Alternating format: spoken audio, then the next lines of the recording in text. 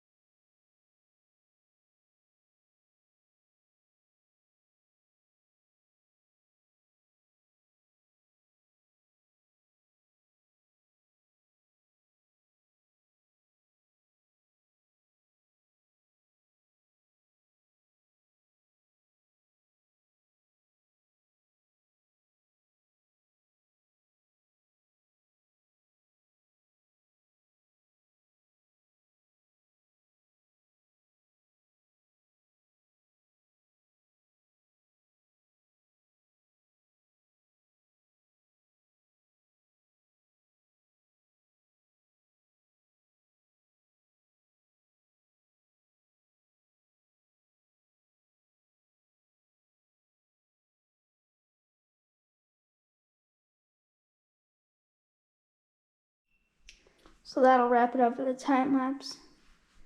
Got some pretty good things done. I got the hospital in.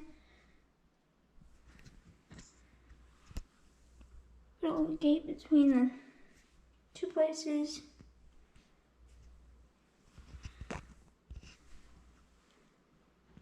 I also think I like the road plates where they are, but still not sure. Got the fire station in. Maybe put a parking lot right here with a base plate.